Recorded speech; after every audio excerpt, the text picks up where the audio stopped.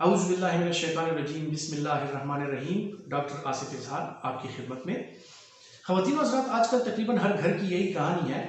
कि छोटे बच्चों से लेकर नौजवान और जो हमारे बुज़ुर्ग हैं वो सब आजकल नज़ला ज़ुकाम और खांसी का शिकार हैं।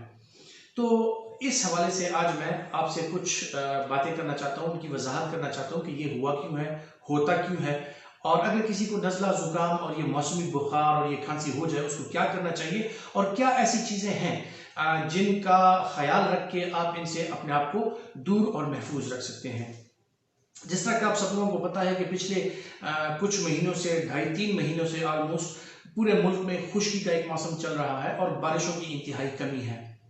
तो ख़वातीन व हज़रात, जब सर्दियाँ आती हैं, जब मौसम तब्दील होता है और ख़ुसूसन जब खुश्क सर्दियाँ आती हैं तो इसमें ऐसे होता है कि जो वायरस हैं, जो वायरल डिजीजेज हैं या वायरस से पैदा होने वाली जो बीमारियां हैं उनमें इजाफा हो जाता है। जब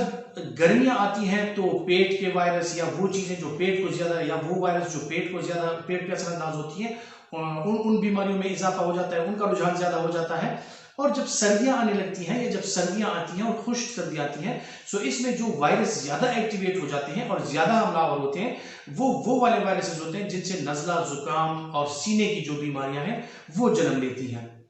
आजकल तकरीबन हर घर की यही कहानी है कि बच्चे बूढ़े सभी खांस रहे हैं और हमारे क्लिनिक्स पे या हॉस्पिटल में आके तो वो हमसे इस बात पे अक्सर औकात ये शिकायत करते हैं कि मैं दवाइयाँ खा रहा हूँ लेकिन दवाइयों के साथ अफाका नहीं हो रहा।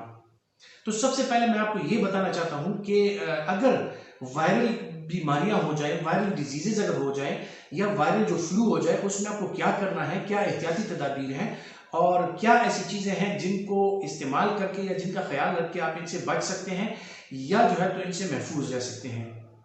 ख़वातीन हज़रात, जो भी वायरसेस होते हैं उनकी अपनी एक लाइफ स्पैन होती है या अपनी एक ज़िंदगी होती है। जैसे वो बदन में दाखिल होते हैं तो कुछ अरसे के लिए 24 से लेकर 48 घंटे तक उसको हम एक प्रोड्रोमल फेज बोलते हैं। इस फेज में क्या होता है कि इन 24 से 48 घंटों में वो वायरस बदन में जाके रेप्लिकेट होता है या डिवाइड होता है या वो बढ़ता है और जब वो एक खास लेवल तक बढ़ जाए तो उसके बाद जो है तो बुखार की और खांसी की, जुकाम की ये अलामत शुरू हो जाती हैं।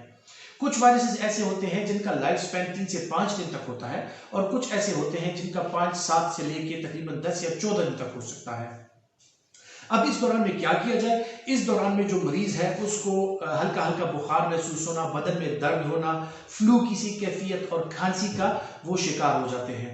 अब ऐसी सूरत में क्या किया जाए? ये चूंकि एक वायरल बीमारी है और वायरस के अगेंस्ट या वायरस के खिलाफ कोई ऐसी मौसर दवाएं नहीं है जिनका इस्तेमाल करके हम इस वायरस को ख़त्म कर लें। ये वायरसेस या ये फ्लू वायरस या मुख्तलिफ किस्म के जो वायरसेस हैं जो हमारे बदन में दाखिल होते हैं ये कुछ दिनों में अपने बदन का जो मुदाफ़ियती निज़ाम है हमारा उसकी वजह से ये ख़त्म हो जाते हैं। सो इसमें घबराने की ज़रूरत नहीं है। 2-3 से लेके 5-6 दिन तक ये अलामत रहती हैं और आहिस्ता आहिस्ता से ये ख़त्म हो जाती हैं। लेकिन ये उस सूरत में अगर आपकी इम्यूनिटी अच्छी है, आपकी खुराक अच्छी है और आपको और कोई बीमारियां लाहक नहीं है।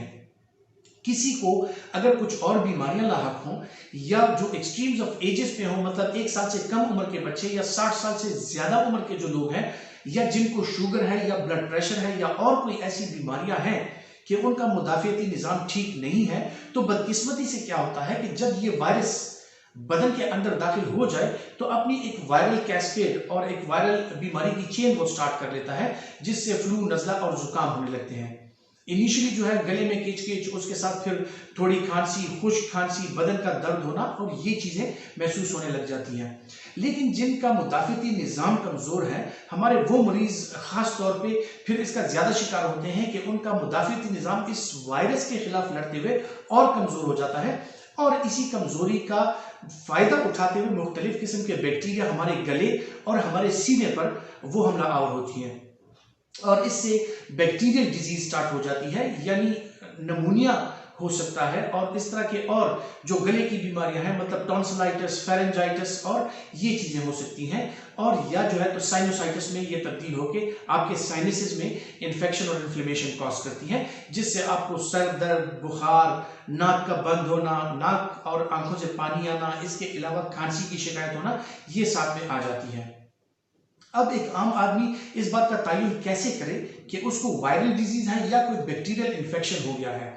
क्योंकि वायरल डिजीज के लिए जब आप अपने डॉक्टर के पास जाते हैं तो आपने अक्सर देखा होगा कि आपका डॉक्टर आपको महज पैराडॉल या पैरासीटामोल या कैलपॉल टाइप की कोई ऐसी चीज जिसको सिर्फ आपका बुखार कम करने के लिए आपको वो दे देता है और आपकी खांसी को कम करने के लिए कोई एंटी एलर्जिक दे देता है। इस सूरत में अगर आपके डॉक्टर को पूरा यकीन है कि जो बीमारी आपको लाहक है वो वायरस की वजह से है, सो उसमें किसी एंटीबायोटिक की जरूरत नहीं पड़ती। और हमारे अक्सर औकात प्रैक्टिशनर यही गलती करते हैं कि बेजा तौर पे जो है तो एंटीबायोटिक्स आपको या आपके बच्चों को या आपके जो बीमार हैं, बुजुर्ग हैं, उनको एडवाइस कर देते हैं। सो जो मुस्तनद डॉक्टर हैं उनको इस बात की समझ है कि जो वायरल डिजीजेस हैं उसमें एंटीबायोटिक्स का कोई रोल नहीं है, और जो भी हम उनको दवाइयां देते हैं वो ऐसी दवाइयां हैं कि जो वायरस है उसने अपने 3 से लेकर 5 दिन तक जो लाइफ साइकिल है वो आपके बदन में कंप्लीट करना है, और इस दौरान में जो भी हम दवाइयां दें, जो भी एंटीबायोटिक दें, वो कारआमद नहीं होंगी।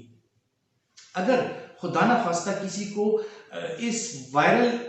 जो इलनेस है इसके साथ साथ सुपर इम्पोज्ड एक बैक्टीरियल इन्फेक्शन हो जाए जो कि मुदाफिती निज़ाम उनका कमजोर है, जिनको शुगर लाहक है या उनकी उम्र बहुत ज्यादा या बहुत कम उम्र है और उनकी इम्यूनिटी वीक है, तो उनमें बैक्टीरियल इन्फेक्शन हो सकता है। इस सूरत में जो आपको खांसी होती है वो खांसी एक तो बलगनी हो जाती है, उसके साथ आपको बुखार तेज हो जाता है। वो खांसी 3 से लेकर 5 दिन का जो अरसा है उससे ज्यादा हो जाती है, आपको बलगम आने लगता है और बलगम का कलर जो है वो हरा सा और बलगम थिक होने लगता है। इसके साथ साथ जो है आपको सीने में दर्द, पसलियों में दर्द और साथ में जो है तेज बुखार और उसके साथ पसीने या खपखपी आना, ये अलामत जाहिर हो जाती हैं। अब जब ये अलामत जाहिर हो जाए तो इसका मतलब है कि आपकी इम्यूनिटी कमजोर थी और इसी दौरान जो है तो वो वायरल डिजीज जो थी आपको सुपर इम्पोज्ड एक बैक्टीरियल इन्फेक्शन हो गया है, और इस बैक्टीरियल इन्फेक्शन के दौरान जो है फिर एंटीबायोटिक्स कारआमद हो सकती हैं। लेकिन जरूरी नहीं है कि हर एक खांसी या बुखार का बंदा आजकल के दिनों में अगर डॉक्टर के पास जाए, जरूरी नहीं है कि वो उसको एंटीबायोटिक तजवीज करे, और ना ही बगैर किसी तस्दीक किए हुए इस बात की कि किसी बंदे को या किसी मरीज को बैक्टीरियल इन्फेक्शन है, डॉक्टर को भी ये चाहिए कि वो एंटीबायोटिक्स तजवीज ना करें। क्योंकि इस वजह से क्या होता है कि एंटीबायोटिक्स का इनजुडिशियल और इररेलेवेंट और इरैशनल यूज हो रहा होता है, और उसी वजह से जो है कि ये एंटीबायोटिक फिर आगे रेजिस्टेंस इनको डेवलप हो जाता है बैक्टीरिया का, और यही एंटीबायोटिक्स जो है फिर आगे काम करना छोड़ देती है। तो इस वजह से एंटीबायोटिक्स का जो इरैशनल यूज है, डॉक्टर से भी यही गुजारिश है और लोगों से भी यही गुजारिश है कि सेल्फ मेडिकेशन ना करें, एंटीबायोटिक्स का जो इरैशनल यूज है वो ना किया करें। इससे जो है आपको फ्यूचर में फिर प्रॉब्लम्स हो सकती है। तो आपका डॉक्टर बेहतर समझता है कि अगर आपको एंटीबायोटिक की जरूरत है वो आपको एंटीबायोटिक्स भी दे देगा। अगर जरूरत नहीं है, इस सूरत में आपको सिर्फ वो बुखार की गोलियां, एलर्जी की गोलियां और सिर्फ आपको कफ सिरप देगा, जो कि उससे आपको अफाका होगा 2 से लेकर 3 दिन में। इन कफ सिरप्स और इन दवाइयों के साथ साथ क्या ऐसी चीजें हैं जिनका घर पे ही ख्याल रख के आप अपने आप को इन चीजों से बचा सकते हैं? जो जरूरी बात आपको बताने जा रहा हूं यहाँ पे, वो ये है कि आप जब भी अपने कमरे में गैस का हीटर लगाते हैं या बिजली का हीटर लगाते हैं, तो ये जान लीजिए कि ऑलरेडी मौसम जो है वो खुश्क और सर्द चल रहा है, तो आपको थोड़ा सा आपकी हवा में नमी की जरूरत है। क्योंकि खुश्क और गर्म हवा जब आप इनहेल करते हैं, जब वो आपके फेफड़ों में जाती है, वो आपके फेफड़ों के लिए और आपके जो सांस की जो छोटी नालियां हैं जिनको हम ब्रोंकियोल्स बोलते हैं, उनमें जाके वो इन्फ्लेमेशन कॉज करती है, उनको इरिटेट करती है और आपको खांसी आती है। इस सूरत में क्या किया जाए कि अगर आपके बुजुर्ग या आपके बच्चे किसी कमरे में हैं तो वहां पे हीटर जलाते हुए वहां पे किसी स्टील या एल्युमिनियम के बर्तन में उसी हीटर पर थोड़ा सा पानी उबाल लिया करें। इससे ये होता है कि आपका कमरा जो है वो मॉइस्ट रहता है, उसकी हवा तर रहती है और गर्म और खुश्क हवा नहीं रहती, जिसकी वजह से आपकी चेस्ट इरिटेशन कम से कम हो जाती है और खांसी का जो एक दौरा पड़ता है रात के वक्त वो कम से कम हो जाता है। सो इससे आपके बच्चे भी पुरसकून नींद सोते हैं और आप भी एक पुरसकून नींद सो सकते हैं। इसके अलावा जो और चीजें जिनका ख्याल रख के आप इनसे दूर रह सकते हैं वो ये है कि जब आपको वायरल डिजीजेस हों, आप विटामिन सी का इस्तेमाल, जिस तरह के फ्रेश फ्रूट जूसेस हो गए, ऑरेंज जूसेस हो गए, इसके अलावा जो है तो कावा वगैरह या इवन जो बाजार में जो आजकल जो शरबत वगैरह अवेलेबल है वो आपके लिए इंतहाई हेल्पफुल साबित हो सकता है। पानी का इस्तेमाल ज़्यादा से ज़्यादा कीजिए, मशरूबात का इस्तेमाल ज़्यादा से ज़्यादा कीजिए। चाय कॉफ़ी आपके लिए फ़ायदेमंद साबित हो सकती है। और कोशिश करें कि आपके कमरे में जो है तो कोई एवापोराइज़र या कोई जो ऐसी चीज़ हो कि जिससे आपके कमरे में नमी रहे। अगर कोई ऐसी चीज़ नहीं है, आप अपने कमरे में बेशक थोड़ा सा पानी उबाल सकते हैं। इसके अलावा एक बात का ख्याल रखिए कि आपके कमरे का टेम्परेचर बहुत ज़्यादा गर्म हो जाता है, बाहर ज़्यादा सर्दी होती है, तो आपको कहीं अगर बाहर जाना पड़ जाए तो एकदम से बहुत ज़्यादा ठंडी जगह से बहुत ज़्यादा गर्म जगह में आना या इसी गर्म कमरे से फिर बाहर जाके ठंडी हवा में निकलना आपके लिए नुकसानदेह साबित हो सकता है। तो इस सूरत में आप क्या कर सकते हैं कि कमरे से बाहर जाते हुए कोई मास्क या कोई मफलर अपने गले और अपनी नाक के गिर्द आप वो लपेट लें, जिससे जो है तो डायरेक्टली आप ठंडी हवा से महफूज रह सकते हैं। वो लोग जिनको सीने की बीमारियां हैं, जैसे कि किसी को एस्थमा या सीओपीडी की बीमारी है, किसी को सीने की एलर्जी है, वो लोग इस बात का जरूर ख्याल रखिए कि बहुत ज्यादा ठंडी और बहुत ज्यादा गर्म हवा, ये दोनों उनके लिए नुकसानदेह साबित हो सकती है और इनसे जो है तो उनको खांसी का दौरा पड़ सकता है।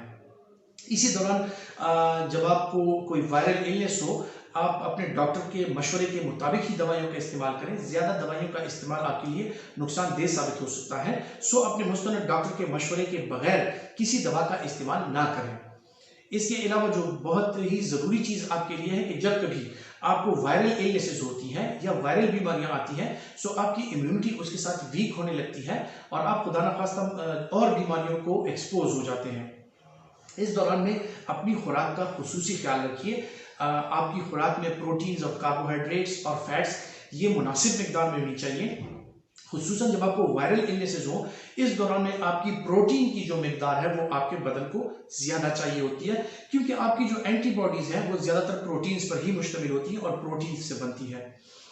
इस दौरान में आप गोश्त का, कीमे का इस्तेमाल करके चिकन मछली का इस्तेमाल कर सकते हैं। और जो एक इंतहाई अहम चीज़ है जो सस्ती भी है, आप अंडा उबाल के या अंडा फ्राई करके भी खा सकते हैं। उबला हुआ अंडा जो है वो आपके लिए, आपकी सेहत के लिए बहुत अच्छा है। उस पर अगर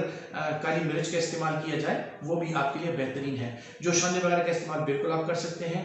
कफ सिरप का इस्तेमाल करते हुए बहरहाल आप अपने डॉक्टर से मशवरा जरूर कीजिए, क्योंकि कफ सिरप जो है अक्सर औकात देखने में ये आया है कि जो बड़ों के लिए कफ सिरप होते हैं वही फॉर्मुलेशन अक्सर औकात लोग बच्चों में यूज कर रहे होते हैं। और खुसूसन 2 साल से कम और फिर 1 साल से जो कम बच्चे हैं उनमें कफ सिरप का इस्तेमाल करते हुए एहतियात जरूर बरतनी चाहिए कि आपको अपने कफ सिरप का जो उसके कंटेंट्स हैं उसका पता होना चाहिए, क्योंकि कफ सिरप में कुछ ऐसे कंटेंट्स होते हैं जो छोटे बच्चों के लिए नुकसानदेह साबित हो सकते हैं। इन बातों का ख्याल रख के आप एक भरपूर और खुशखुर्रम जिंदगी गुजार सकते हैं। और अगर किसी और ऐसी चीज पे आप जानना चाहते हैं किसी टॉपिक के बारे में, तो हमसे जरूर रब्ता कीजिए और कमेंट बॉक्स में अपने कमेंट्स में हमें बिल्कुल बताइए कि जो कुछ आप सुनना चाहते हैं, जिस बीमारी के बारे में आप जानना चाहते हैं या जो चीज़ आप जानना चाहते हैं उसका ज़रूर तस्करा कीजिए, ताकि हमें रहनुमाई मिलती रहे और हम आपकी रहनुमाई के लिए अपने चैनल पर इस तरह की मालूमाती वीडियोस अपलोड कर सकें। और चैनल को ज़रूर लाइक कीजिएगा, सब्सक्राइब कीजिएगा और अपना ख्याल रखिएगा। अल्लाह हाफ़िज़।